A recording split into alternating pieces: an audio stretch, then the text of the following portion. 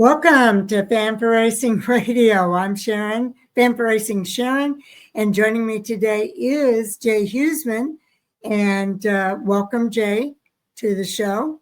Thank you. I was a little pre-excited for the Xfinity Series here. Tried to do that one before the ARCA Menards, but we did that one first, doing them in the order they'll be running over the weekend. And I'll tell you why I got a little excited for this one. Again, we are into the playoffs, and that might have a part to do with it because the Cup Series drivers can't run in it.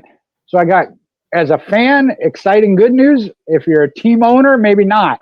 There's 42 drivers and teams entered for the Blue Cross North Carolina 250 Xfinity race at the Charlotte Motor Speedway Roval. If you don't know, that means 4 drivers are going to go home because it's a 38-car full field. So 4 cars will miss the race. So Sharon will cover here in a minute the Xfinity Series qualifying, where you can watch that. It's going to be interesting. To throw some notables out, that they have listed, the 07 is going to be Alex Labbe. Again, this is a Roval. It's a road course, so there's a reason for some of these drivers. The number 9, Junior Motorsports, that'll be Connor Mozak. The number 11, Daniel Hemrick in the Xfinity Series again. The number 14, that'll be Garrett Smithley. The number 17, Corey Day, getting another start in that Hendrick Motorsports car. The number 19, Joe Gibbs Racing, has Eric Almirola back. The 24, Sam Hunt Racing, that'll be Kaz Gralla. The number 32, Andrew Patterson. And I believe he comes from one of the ARCA Menard series. Yes. The number 35, Austin J. Hill. That is not Austin Hill that drives the number 3 for, or 21, sorry, for Richard Childress Racing. Made that mistake earlier in the year. The number 45, that'll be Josh Williams. The number 50 will be Preston Pardis. Again, road course racing brings out these guys. The number 53, another one, Sage Karam. The number 70, Thomas Annunziato. And then the number 87 will be Austin Green. The 91, Josh Bilecki. And the number 92, Leland Honeyman Jr. Again, I'd hate to try and pick 4 out of this group that can't make the race, because I think every one of them more than qualified to do so. They certainly are, and I think it's going to be interesting. Yeah, I don't see anybody that hasn't been mentioned. So, again, full field and 4 drivers going to be going home. So we will give you the details of the practice sessions and qualifying sessions so that you know when to watch this one, because qualifying for this one is definitely going to be interesting, knowing that not everyone is going to make the show. All right, now the Blue Cross North Carolina 250 is at Charlotte Motor Speedway's road course, affectionately known as the Roval. It is a 2.28-mile asphalt road course that is on Saturday, October the 4th, and that starts at 5 p.m. Eastern Time, and it will be on the CW network at 4:30 p.m. Eastern Time. Okay, you can watch pre-race coverage over at the CW network, the home network for the Xfinity Series. Radio coverage is also available on PRN and SiriusXM NASCAR Channel 90. Now, they'll race a distance of 152.76 miles over 67 laps. First 2 stages are 20 laps each. Stage 1 ending on lap 20, stage 2 on lap 40. And then for 27 laps, the final stage will end on lap 67. Now, where are you going to watch? Well, the Xfinity Series practice and Kennemetal pole qualifying is available on the CW app. If you don't have that app, get it, because that's how you're going to be able to keep an eye on how qualifying is going. That qualifying starts at 11:30 a.m. Eastern Time. Then the race again will start at 5 p.m. Eastern on the CW network, the home network for the Xfinity Series. All right. Now, the Xfinity Series has a little bit of history here at the Roval, as it marks the 8th running of a NASCAR Xfinity Series race at the Charlotte Motor Speedway road course, as Sharon said, they affectionately called the Roval. And the Charlotte ROVAL was on the Xfinity Series schedule every year since their inaugural race that took place in 2018. And what amps this up is the Roval is a cutoff race in this round of 12. So again, 4 drivers, it'll determine whether or not they stay in the playoffs or become a side note, unfortunately. Now, the Charlotte ROVAL has hosted a playoff race every season since 2018 and was the round of 12 cutoff race every season since 2020. And the Roval is the 7th and final road course of the season here for the Xfinity Series. 42 entries on the Charlotte road course is the most since 2024. The Chicago street race had 43 entries. 4 cars will not qualify, so we've kind of covered that already. But just a reminder how important qualifying is. And after last weekend, Brandon Jones with the win at Kansas, Connor Zilisch with points, as well as Justin Allgaier on points, are locked in and will advance to the round of 8. So they got nothing to sweat. And they're safe. All right, the 4 lowest drivers in the points after the Charlotte ROVAL will be eliminated from the playoffs. And we'll cover that, who those 4 drivers are. But these guys are going to be racing for everything they've got to try to stay in the playoffs. And it really will be all about points, because playoff drivers from 5th all the way down to 12th are separated by only 25 points. That's a lot of room to be maneuvering around. And points needed to advance, Mayer needs 19, Gray will need 46, Creed needs 49 points, and Cavapel needs 53. Now, playoff drivers that need help to advance on points would be Love, Sanchez, Hill, Burton, Harrison Burton, and Smith, Sammy Smith. Those are the 4 drivers that are either below or just above. All right, now all playoff drivers not locked into the round of 8 can advance with a Charlotte ROVAL win, and that is always the goal, a win and you're in. And we could see that really put to the test this weekend. Now, as I mentioned, Brandon Jones won at Kansas, so he's already done that. He took care of it a week early. That's his 2nd win of 2025 and his 3rd career win at Kansas.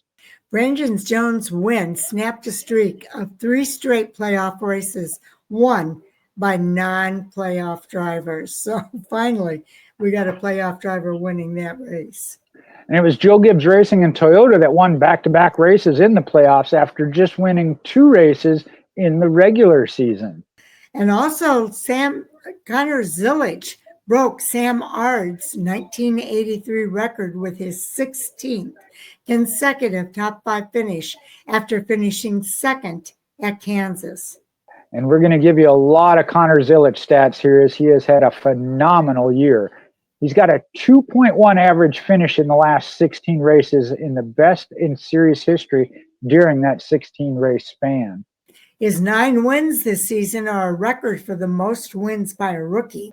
And he won 7 of the last 10 races this season. That ties him with Sam Ard for the most in a 10 race span. Connor Zilisch has won 32% of his starts.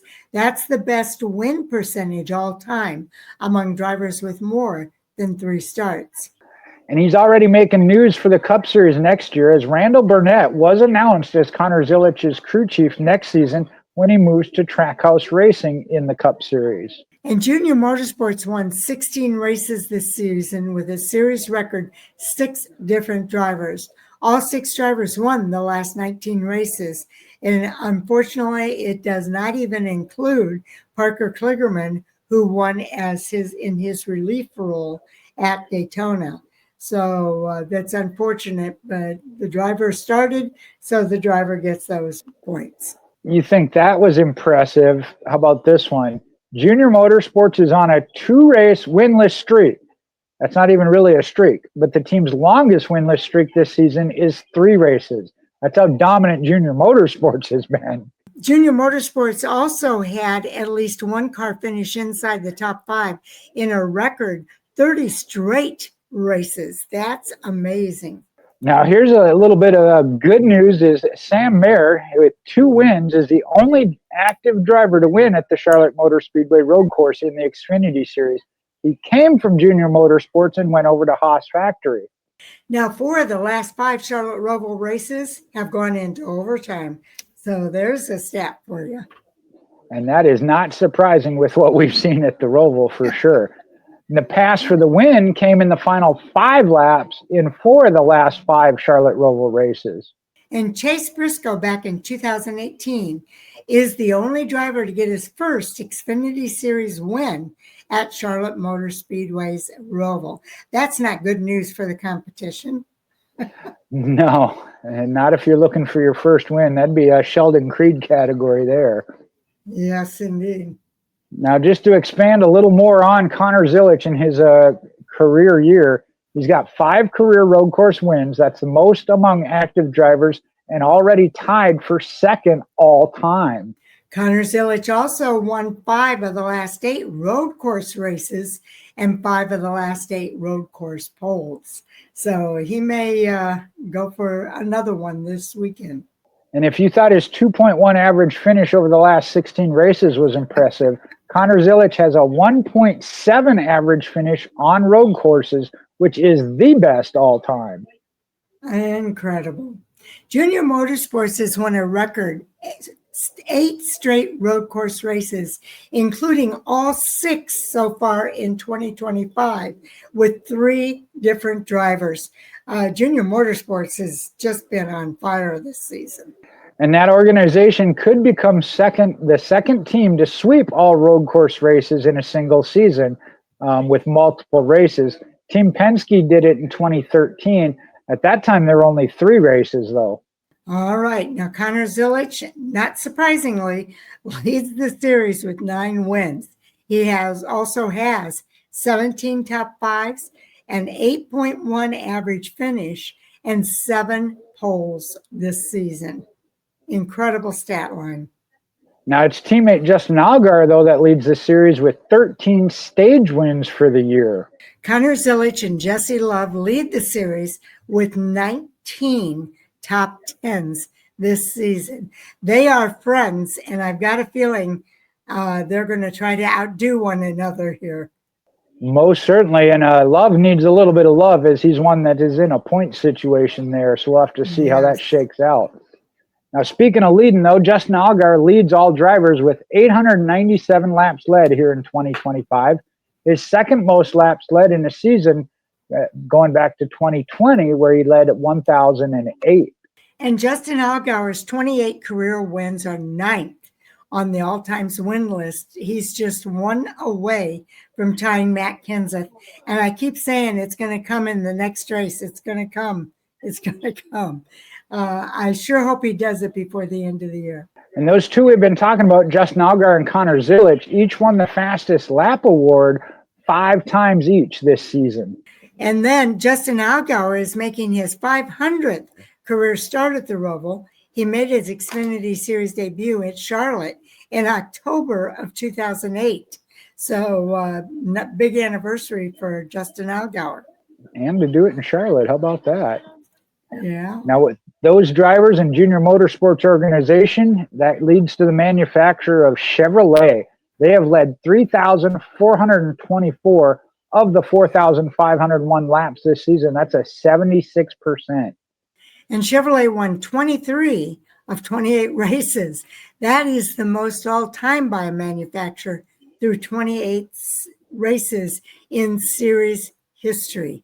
Again, just breaking the records everywhere you look. And we're going to give a shout out to crew chiefs as well here, as we had 5 crew chiefs that got their first Xfinity Series win during this season. Chad Haney did so at Atlanta, Sam McCauley at Darlington, Adam Wall at Bristol, Corey Shea down in Mexico City, and Dale Earnhardt Jr. as a crew chief at Pocono. And 5 races this year have ended with that last lap pass that everybody loves. So we'll see if they do that again this weekend. Now, this being the cutoff race, yeah, this one's going to be exciting. It's playoff race number 3. The clinch scenarios, we have 3 drivers already clinched or locked in. As I mentioned, Connor Zilisch and Justin Allgaier are in on points with just the 1 race left. Brandon Jones is the one that locked in with his win at Kansas. So if there's a repeat winner by a driver who cannot advance to the next round, drivers need to be ahead of the 8th winless driver in the standings.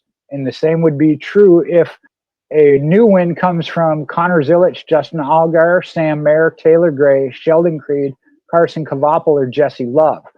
So if it's not Sam Mayer, he would need 14 points to do so. Taylor Gray needs 41 points. That's a lot. Sheldon Creed needing 44, Carson Kvapil 48, and Jesse Love 52. Nick Sanchez, Austin Hill, Harrison Burton, Sammy Smith, they can only do so with a little bit of help. Now, if the new winner is Nick Sanchez or another winless driver lower than him in the standings, but still eligible to advance, then drivers would have to be ahead of the 7th winless driver. There, Sam Mayer would need 19 points. Taylor Gray, again, up there at almost max points of 46. Sheldon Creed, 49. Carson Kvapil at 53 and Jesse Love at 56. And leaving the same list of Sanchez, Hill, Burton, and Smith needing help. But any one of those drivers, and I've covered all 12 of them, could do so with a win. It's a win and you're in type of move on scenario. So that fixes everything. Is. And the cut line is actually Nick Sanchez at 2060, Austin Hill at -2, 2058, and then Harrison Burton at 2057. So that's really tight right in there. Sammy Smith needing to make up 14 points over 4 other drivers. That's a lot to be asking, but your stages, there's going to be huge implications in these first 2 stages as to who can pick up those points. I think that's going to be quite the story just in that first 2 stages of the race. Then you'll know where you're at and it'll be game on. Exactly. And these guys want every point they can possibly get. That means they need every position that they can get. Anything more that you want to mention, Jay? I do want to give a shout out to the rookies. Connor Zilisch is a rookie, and we mentioned and talked so much about the phenomenal season he's having. But Taylor Gray in 5th, as well as Carson Kvapil in 7th, and Nick Sanchez just below the line there in 9th, are also rookies. So we could see multiple rookies advance into the next round. We'll have to see how it plays out. I get the feeling, I think Taylor Gray should be okay. Carson Kvapil and Nick Sanchez, Kvapil only being 9 points above, and Sanchez being 2 points below. That one's a little bit tougher to say, but I think one more gets in. So we could have 3 rookies in the next round.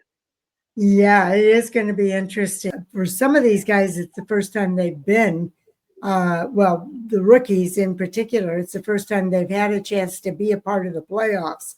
So we'll see how they handle that. So far, Connor Zilisch has been most impressive, I think, with the way he's handled things. He's a very mature young man and doing a fantastic job. I know Nick Sanchez got a win earlier in the season, the sustaining year long, whereas Taylor Gray doesn't have the win, but I think has probably been, aside from Connor Zilisch, the most consistent, which is why he's 5th in points. And he did have, I think, 2 wins maybe taken away from him, had a shot at him, and it just didn't play out his way. Yeah. So I think it'll be interesting. I know it's going to be interesting. It's going to be a do not miss race, Jay. All right. Do watch for more coming here from Fan for Racing Radio. Jay and I are previewing all 4 races that are taking place this week with NASCAR's top 3 out at the Charlotte Motor Speedway's ROVAL, and then the ARCA Menard Series having their season finale out at Toledo Speedway. So a full weekend of racing. On the other side of the weekend, we'll be back here with all the reviews for those 4 races, as well as our Hot Topic Sound Off that starts at 10 p.m. Eastern Time on Monday night. So definitely looking forward to this. I'm hoping Taz and I also get a chance to sit down on Friday morning and put together our fantasy report for the upcoming weekend of racing for the NASCAR Cup Series. Looking forward to it, and we get to talk about the Cup Series next, so that's just as exciting. All right, and we can't leave without saying thank you to everyone. We appreciate each and every one of you, and definitely look forward to talking with you again in our next video. All right. Talk to you soon.